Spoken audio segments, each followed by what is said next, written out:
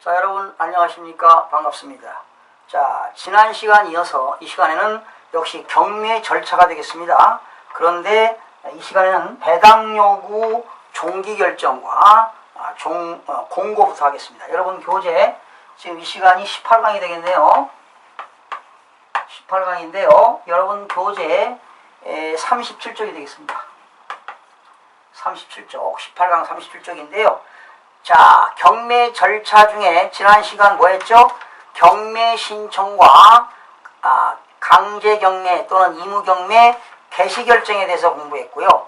이 시간에는 법원에서는 그 경매 물건에 대한 배당 요구 종기 결정을 합니다. 2번 배당 요구의 종기 결정. 배당 요구의 종기 결정 및 공고를 하게 됩니다. 그러니까 법원에서는 모든 채권자들은 법원에서 배당 요구를 종기일까지 지정한 날까지 배당 요구를 해야 배당금을 받을 수가 있습니다. 배당 요구를 안 하는 경우도 있지만 일반적으로 배당 요구를 안 하게 되면 배당금을 받을 수가 없습니다. 그런데 이 배당 요구 종기일은 언제까지 지정하냐? 민사집행법 규정에 의해서 배당 요구는 첫 매각기일 이전, 첫 매각기일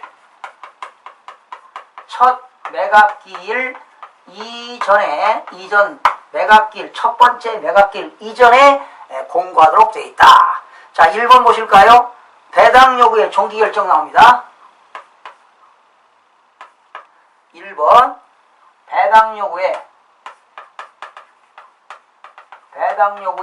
종기 결정.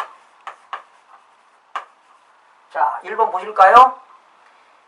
경매 개시 결정에 따른 경매 개시 결정이 되면 무슨 효력이 있어요?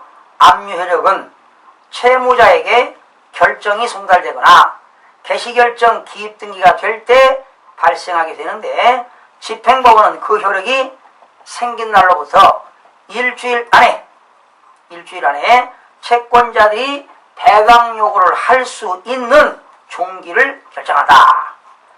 그러니까 경매 개시 결정 기입 등기가 된 날로부터 일주일 안에 채권자들이 배당 요구를 할 수 있는 종기를 결정한다. 무슨 결정이요? 종기를 결정한다. 이렇게. 배당 요구 종기는 첫 매각기일 이전의 날짜로 결정됩니다. 두 번째, 배당 요구의 종기 및 공고입니다. 배당 요구 종기가 정하여지면 법원은 즉시 경매 개시 결정을 한 취지 및 배당 요구 종기일을 공고한다. 배당 요구 종기일도 공고합니다. 공고. 배당 요구 종기일도 공고한다라는 겁니다.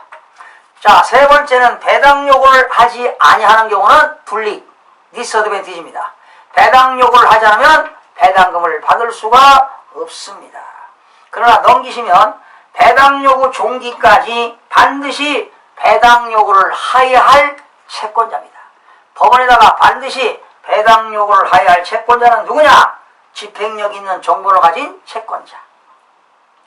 법원으로부터 집행력이 있는 정보를 가진 채권자, 집행 권한이 있는 채권자들, 그리고 주택임대차 보호법에 의하여 우선 변제권이 있는 우선 변제권 임차인, 또 우선 변제권은 없다 하더라도 최우선 변제를 받을 수 있는 소액 임차인들, 그쵸?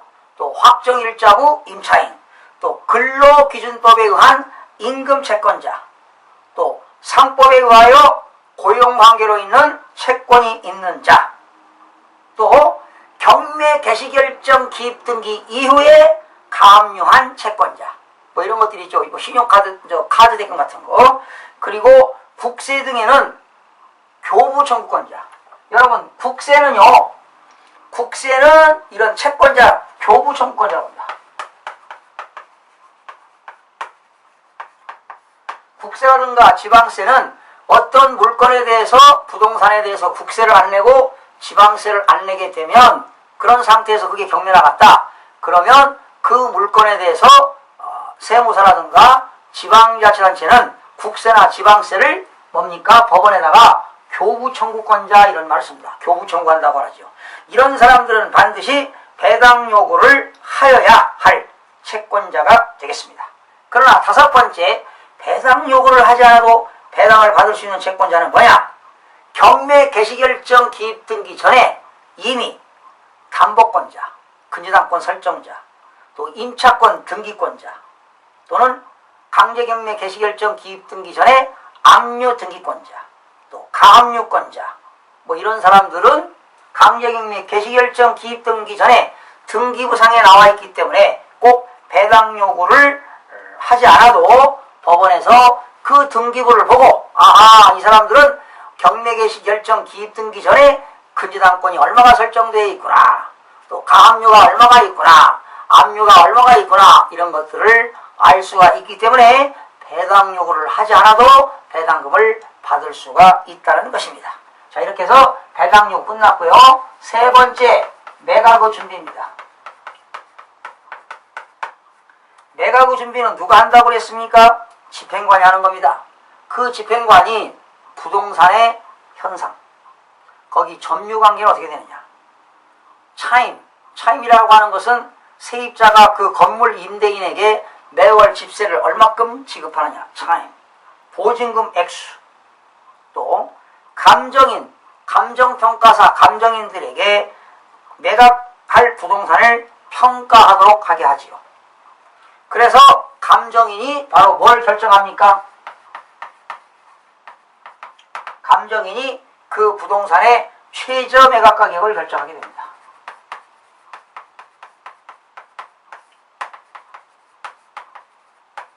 감정인으로 하여금 최저 매각 가격을 결정하게 한다라는 것입니다. 그래서 경매 개시 결정이 내려지면 경매할 부동산을 입찰의 방법으로 매각하여 현금화하기 위한 준비를 한다. 이걸 팔아야 현금이 들어올 거 아닙니까? 그래서 채권자들에게 적정한 배당을 받게 되는 겁니다. 자, 그러면 매각 준비할 때 첫 번째는 뭐냐? 현황조사입니다. 집행관은 부동산 현황, 점유관계, 차임, 임대차 보증금 액수 이런 것들을 작성해서 집행관은 현황조사보고서를 작성합니다. 집행관은 뭘 작성한다고요? 현황조사서. 집행관은 현황조사서를 작성하게 됩니다.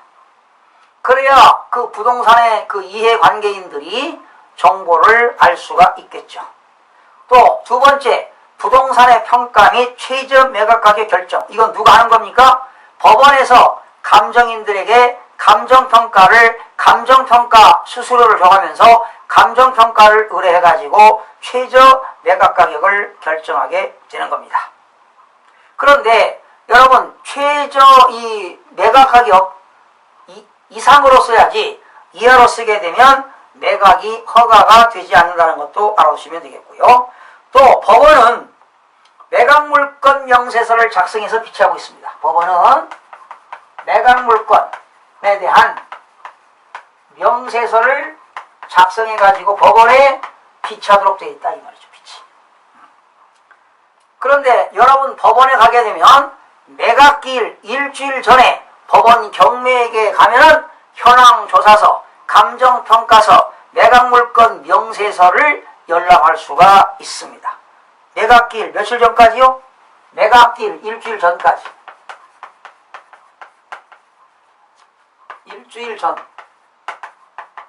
일주일 전까지 법원 경매에 가시면 이러한 매각물건 명세서를 여러분들이 열람할 수가 있습니다. 또한 이 법원은 말이죠. 네 번째, 공가를 주관한 공무서에 대한 최고. 공무서에 대한 최고. 여러분 최고라는 게 뭡니까? 최고.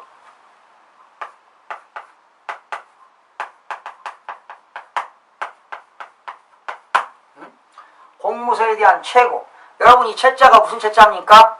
재촉할 최. 그죠? 알고. 재촉할 최.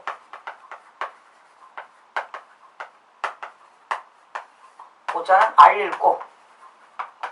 그렇죠? 제초가 더 알린다는 거죠. 만약에 여러분 법원에서 말이죠. 이 경매 물건에 대한 압류권자 있죠. 뭐 예를 들어서 국세청, 시군구 또는 국민건강보험공단 이렇게 이 부동산 물건에 대해서 압류한 압류 채권자들에게 최고한다는 겁니다. 거기 나왔죠. 법원은 조세, 기타 공가를 주관하는 공무서. 그러니까 여기서 말하는 공무서라고 하는 건 뭡니까? 행정기관을 말합니다. 경매할 부동산에 관한 채권의 유무와 한도를 배당 요구 종기일까지 통지하도록 뭐한다? 최고합니다. 라는 겁니다. 그죠? 재촉할 죄입니다. 알린다는 거지요. 다른 사람들에게 일정한 행위 할 것을 요구하는 그런 통지를 해주는 것이 바로 최고다 이런 말을 쓰죠. 최고장을 보낸다 이런 말 쓰죠. 또 넘기면 이해관계인들에 대한 채권 신고의 최고입니다. 법원은 등기부에 기재된 부동산 위의 권리자 등에 대하여 채권의 원금은 얼마고 이자는 얼마고 비용 기타 부대 채권에 대한 계산서를 배당 요구 종기일까지 제출하도록 뭐한다? 최고한다? 통고한다는 거죠. 알린다는 거죠. 자, 이것이 이제 세 번째 집행관이 다 매각을 준비하게 됩니다. 그러면 이제 매각을 준비하게 되면 네 번째 뭐 한다고 그랬죠? 네 번째는 뭐 한다고 그랬습니까? 매각 방법 등의 지정.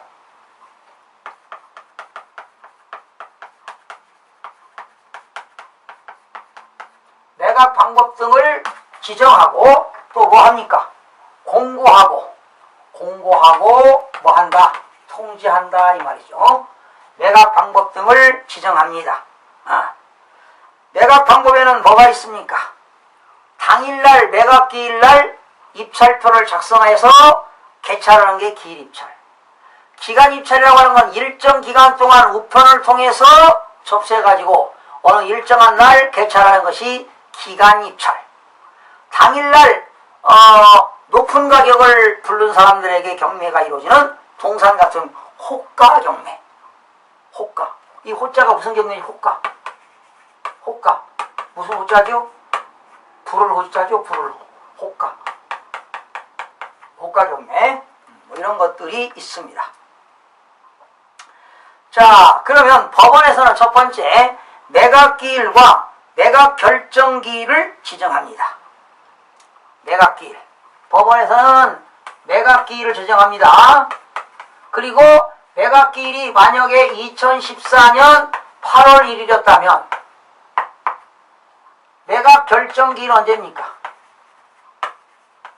매각결정기일은 일주일 후 이루어집니다. 8월 8일 날 이루어집니다. 매각결정기일은 매각기일로부터 일주일 이내에 지정된다. 두 번째, 매각기일 공고가 됐죠? 매각일길과 매각결정기일은 법원이 공고한다. 쭉 한번 보세요. 뭐 이런 것들이 어디에 나옵니까? 12번 보세요.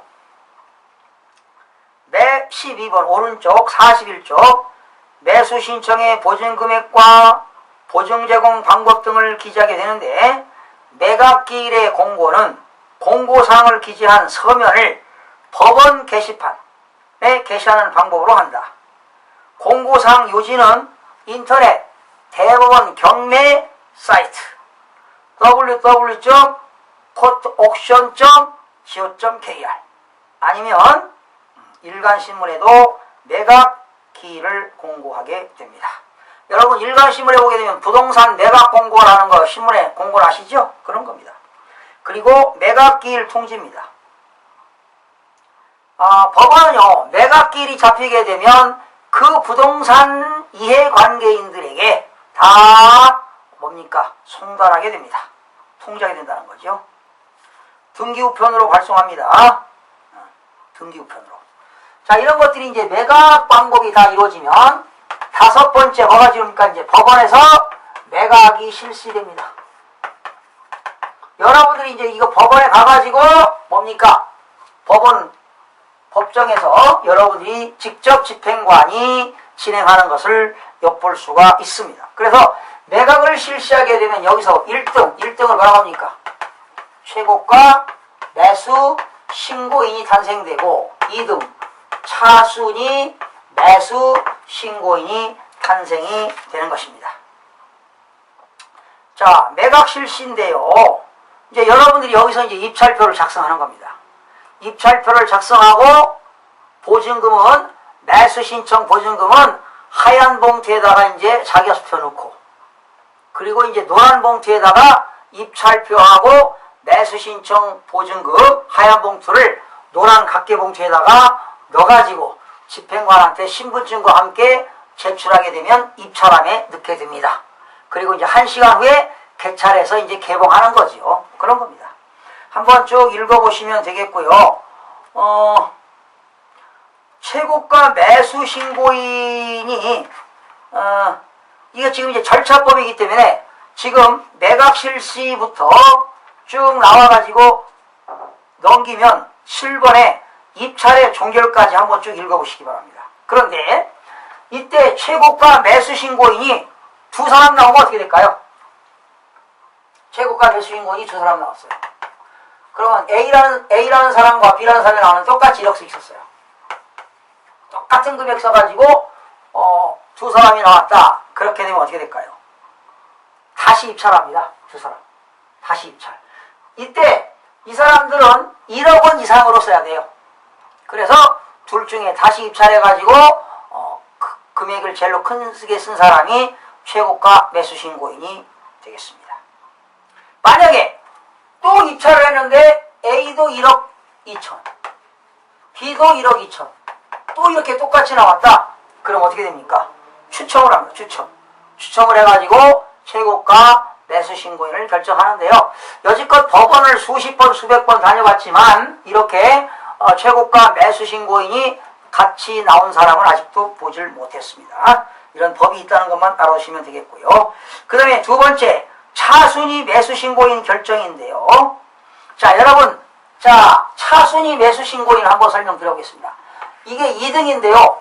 무조건 2등이 되는 게 아니에요. 자, 만약에 여기 보세요. 최저 매각 가격이 1억이었다. 1억. 그러면 여기에 매수 신청 보증금은 이 금액이 좋아요. 1억 5천이라고 합시다. 1억 5천. 계산하기 좀 힘든가요? 최저 매각 가격이 1억 5천인데 이때 매수 신청 보증금은 1,500만 원입니다. 그쵸? 그러면 이때 최저 매각 가격이 1억 5천인데 1등이 얼마 썼느냐? 1등이 1억 7천을 썼습니다. 그래서 1등을 했어요. 그러면 2등은 차순위 매수 신고 2등이 되는 사람은 어떻게 되느냐? 요 1등이 쓴 금액에서 매수 신청 보증금 1,500만 원을 빼는 겁니다.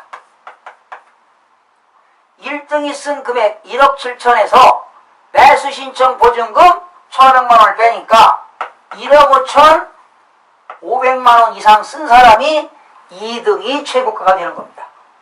만약에 2등이 1억 4천 썼다. 아니 1억 5천 2백 썼다. 1억 5천 2백만 원 쓰면 이 사람은 자격이 없다는 거죠.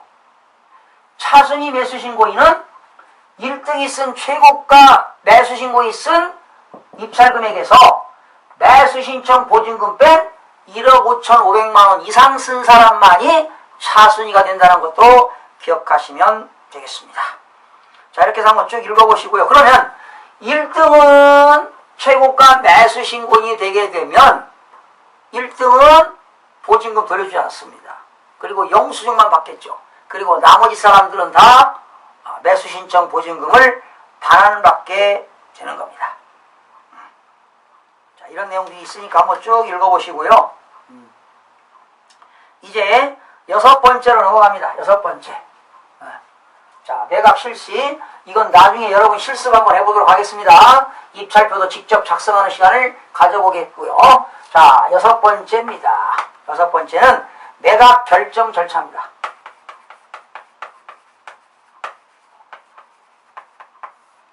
매각 결정 절차는 언제 이루어집니까? 그죠? 매각일 일주일 후에 매각 결정이 떨어집니다. 그리고 매각 결정이 떨어지면 여기 있는 이해관계인들은 매각 허가 결정에 대한 이의를 제기하면 됩니다. 그거 바로 즉시 항고할 수 있습니다. 거기 보세요. 매각 허가 여부의 결정에 불복하는 이해관계인은 즉시 항고할 수가 있습니다. 즉시 항고할 수 있습니다. 매각, 그런데 여러분 항고할 때는 그냥 하는 게 아닙니다. 보증금 내야 됩니다. 보증금. 만약에 항고해서 졌다, 그럼 보증금은 몰수당하게 되는 겁니다. 그 다음에 7번째 한번 쭉 읽어보시고요. 7번째 매각대금의 납부가 되겠습니다.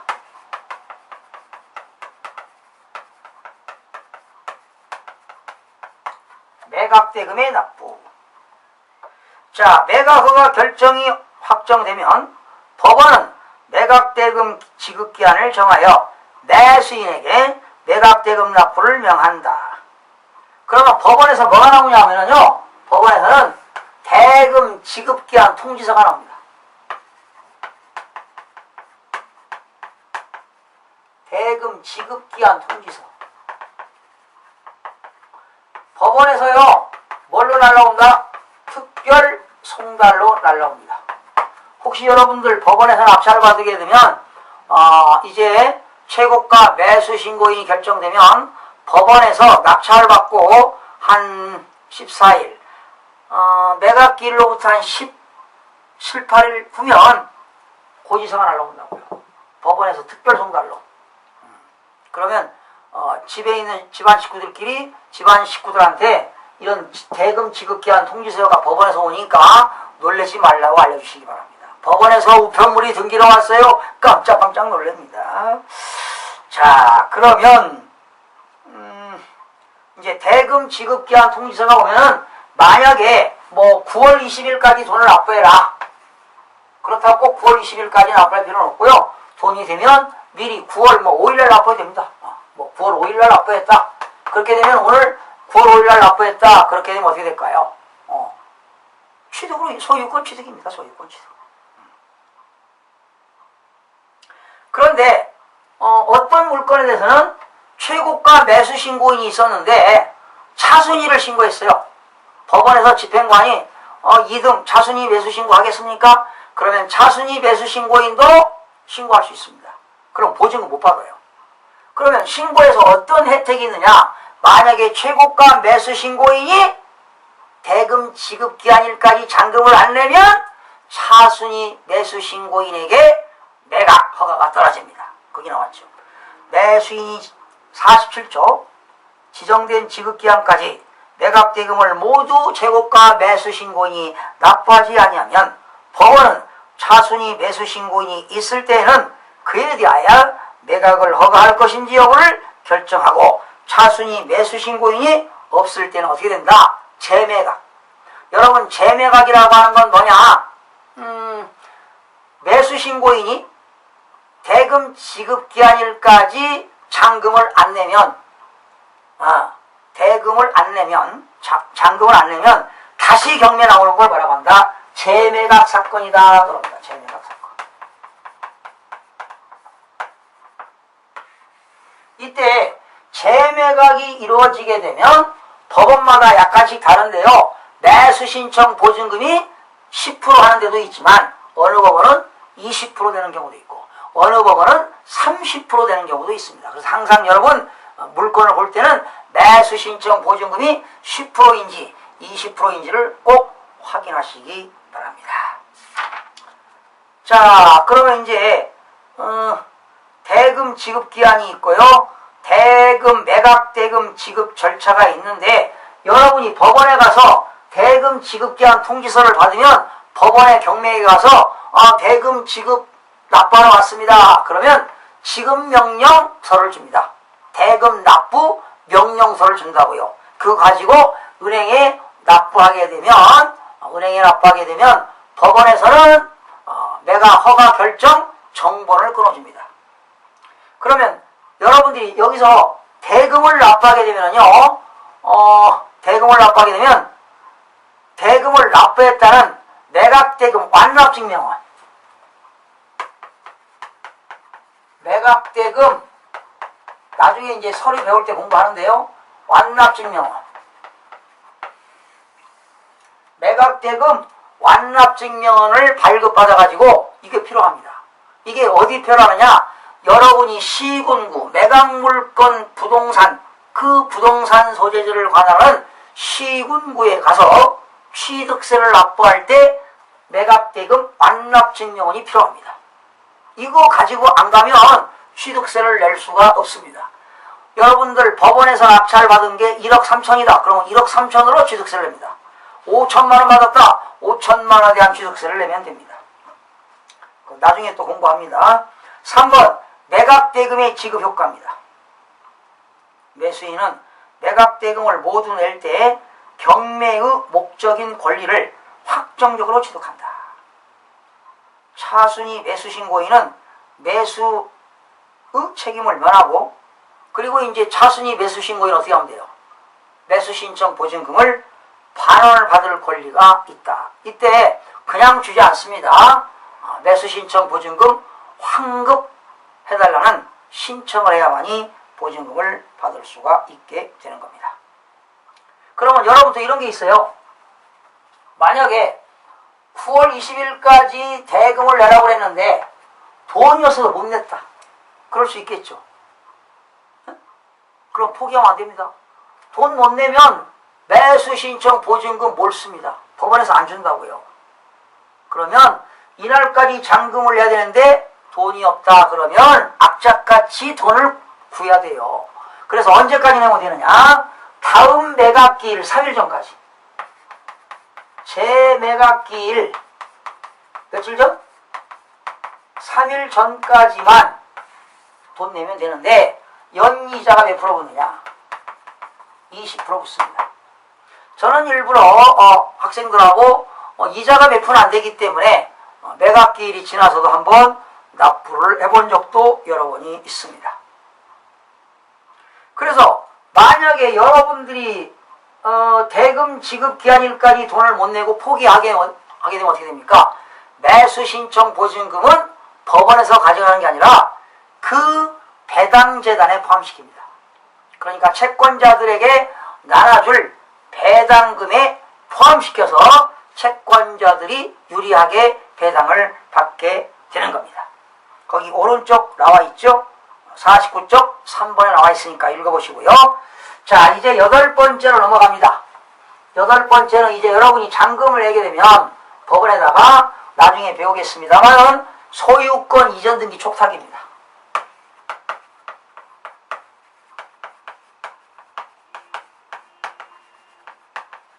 그래서 소유권 이전 등기 촉탁 신청서가 있어요. 거기에 쭉 서류를 법원에다 제출해서 등기를 하게 되는데 이건 나중에 여러분 공부하도록 하겠습니다. 이건 등기 치는 거기 때문에 여러분들이 한번 낙찰 그냥 배워서는 안 되고요. 진짜로 한번 낙찰 받아보고 한번 실험을 한번 해보시기 바랍니다. 그리고 이제 등기 치고 뭡니까?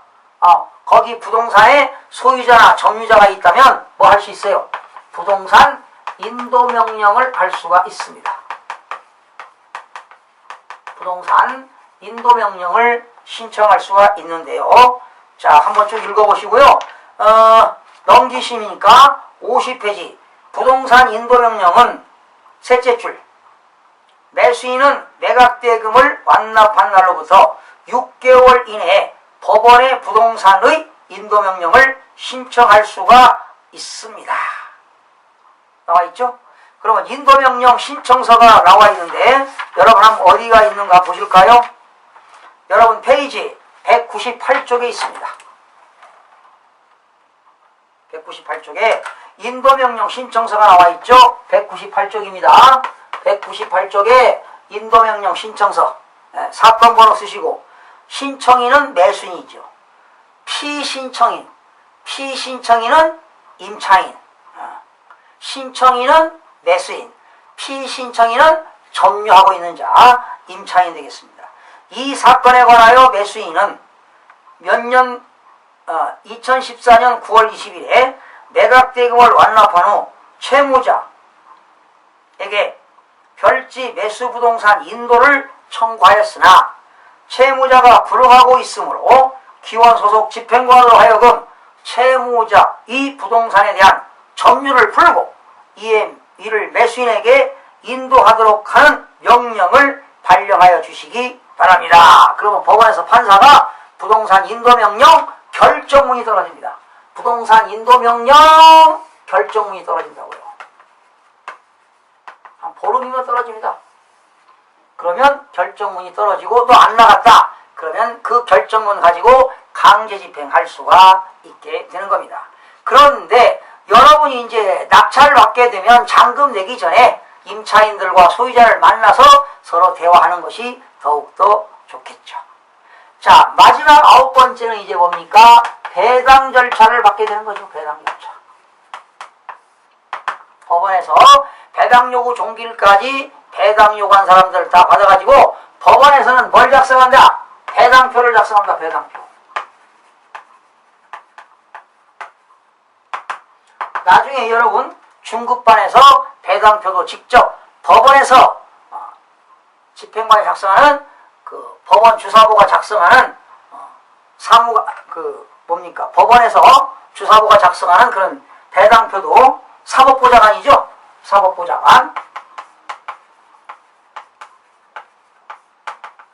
사법보좌관이 작성한 법원 배당표도 한번 직접 법원 양식에 의해서 작성을 한번 해보도록 하겠습니다. 그래서 마지막 오른쪽 51쪽 보세요.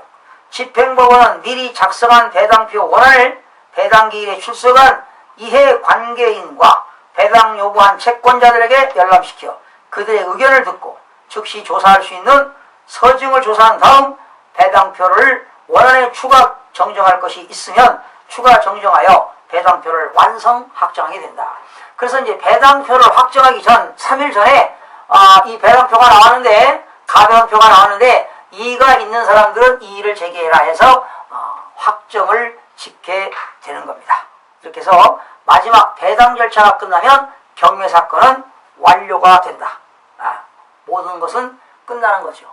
그러면 끝나면 어디로 넘어갑니까? 보존계로 이관된다는 것을 알아두시면 되겠습니다. 이렇게 해서 민사집행법 이 집행 절차 이렇게 했는데요. 경매 절차 했는데 여러분 다음 시간에는 입찰표를 직접 한번 작성해 보도록 하겠습니다. 그게 어디에 나오죠? 매각 실시 5번에 나오죠. 5번에 나오는 매각 실시. 법원에서 이제 매각을 실시할 때 응찰자들이 다 입찰표를 작성하지 않습니까? 그래서 다음 시간에는 입찰표도 한번 작성해보는 그런 시간을 가져보도록 하겠습니다. 여러분 다음 시간에 찾아뵙겠습니다. 수고하셨습니다.